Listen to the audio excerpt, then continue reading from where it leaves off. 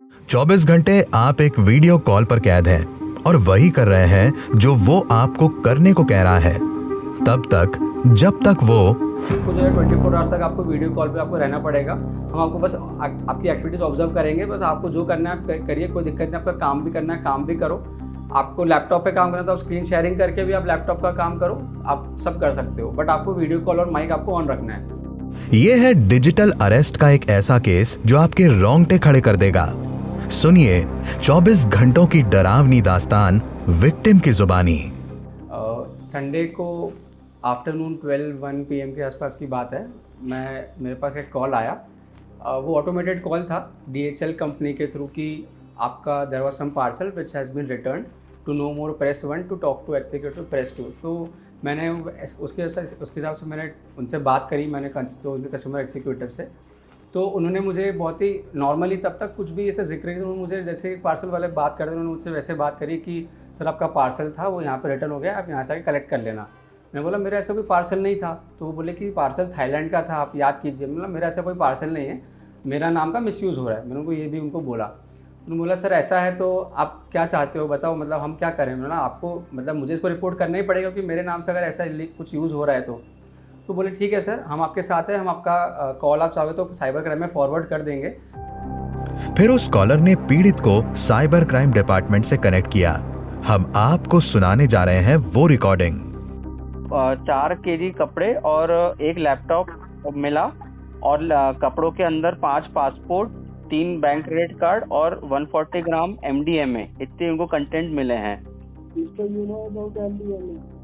आपको किसी व्यक्ति पे डाउट हो? किसी नहीं, मुझे किसी पे डाउट नहीं। मुझे तो ये मतलब मेरे लिए बहुत ही शॉकिंग चीज थी जब मुझे कॉल आया कि ऐसा कुछ मेरा पार्सल रिटर्न हुआ, क्योंकि मैंने कुछ पार्सल किया ही नहीं है। आपका आधार कार्ड तो नहीं गुम हुआ कभी? नहीं, कोई गुम नहीं हुआ, मेरा आधार कार्ड मेरे पास ही है।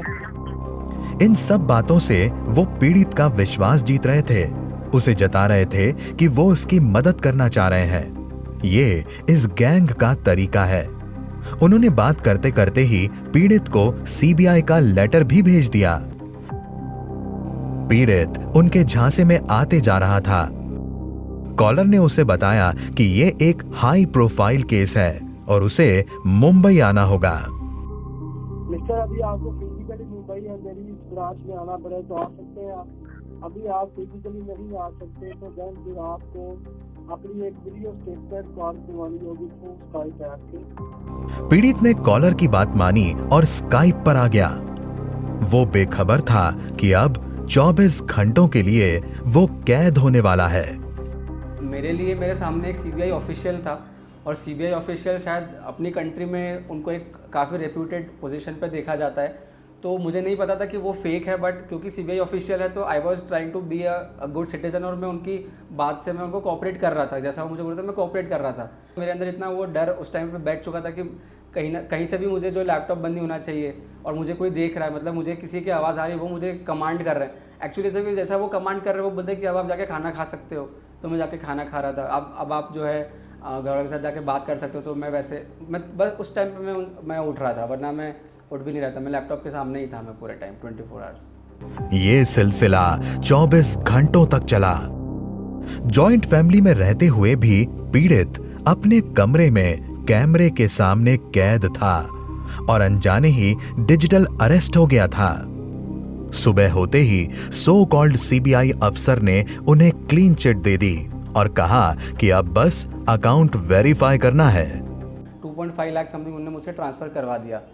जब तक कुछ समझ पाते तब तक बहुत देर हो चुकी थी। भारत में हजारों लोग साइबर क्राइम का शिकार होते हैं। पिछले 4 महीनों का डेटा इस प्रकार है। Investment scam 62,587 cases, amount 1420 crore. Trading scam 20,043 cases, amount 222 crore. Digital arrest 4600 cases, amount 120 crore. Digital scam 1725 cases, amount 13 crore. क्यों खतरनाक है साइबर क्राइम? कैसे वो हर जगह हमारा पीछा कर रहा है?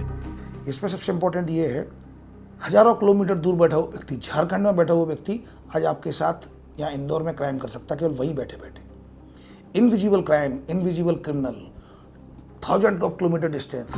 हर वो इंसान जो मोबाइल का यूज कर रहा है और सोशल मीडिया पर है, वो साइबर क्रिमिनल का शिकार बन सकता है। और जिस तरीके से हम अपनी हर अपडेट सोशल मीडिया पर डालते हैं, हम अपने आप को ऐसे क्राइम के और करीब ले जाते हैं। अपनी कभी पर्सनल इन्फॉर्मेशन को कभी शेयर ना करें। आपको जो देखिए, गाड़ी को चलाना है, आज आपको एक कार दे दी जाए और सीधे आपने कार चलाने लगी, आपने कभी कार चलाई नहीं है, क्या करेंगे आप? एक्सीडेंट होगा। Same pattern with the mobile use. आप स्मार्टफोन यूज कर रहे हैं, आप इंटरनेट वर्ल्ड में जा रहे हैं, आपको क्या किसी ने सिखाया कैसे यूज करना है? हम ट्रायल एंड एरर मेथड में करते रहते हैं और हम ट्रैप हो जाते हैं। तो हमें ये भी जानने की ज़रूरत है कि मोबाइल का यूज हमें कैसे करना है। पर्सनल इन्फॉर्मेशन मिनिमम शेयर करनी है। अननोन लिंक को कभी क्लिक नहीं करना है, क्योंकि अननोन लिंक को जब आप क्लिक करोगे तो आपके मोबाइल में स्क्रीन शेयरिंग ऐप डाउनलोड हो जाएगा, तो वो सारी इन्फॉर्मेशन फ्रॉडस्टर को भी दिखेगी। तो ये जो आपने कभी अपने बच्चे को या आपने कभी किसी को मोबाइल गिफ्ट किया कि आपने बताया इसको कैसे चलाना है? That is the big point. हमें अब ये समझना होगा कि साइंस एंड टेक्नोलॉजी के अपने अपने एडवांटेज है, तो उसके डिसएडवांटेज भी है, उसके कुछ ऐसे नेगेटिव साइड भी हैं जिसको अगर हम उपयोग बेहतर ढंग से नहीं करेंगे, सावधानीपूर्वक नहीं करेंगे, जिस तरह से कोई व्यक्ति गाड़ी नहीं चला पाता, it's a matter of time, accident कभी, और वो गाड़ी लेके जा रहा है, कभी भी एक्सीडेंट हो सकता है। उसी प्रकार साइबर वर्ल्ड में, साइबर ट्रैफिक में भी अगर कोई व्यक्ति उसके पॉइंट्स को नहीं जानता, अवेयर नहीं है, सावधानी नहीं जानता, it's a matter of time, उसके साथ भी एक्सीडेंट होगा। अब सवाल उठता है कि कैसे बचें और बचाएं अपने परिवार को। तो आइए हम आपको बताते हैं 3 आसान तरीके। अवेयर रहें। जब भी आप ऐसा कोई केस सुनते हैं तो उसका पूरा डिटेल जानने की कोशिश करें। अपनी जानकारी सोशल मीडिया पर कम से कम शेयर करें।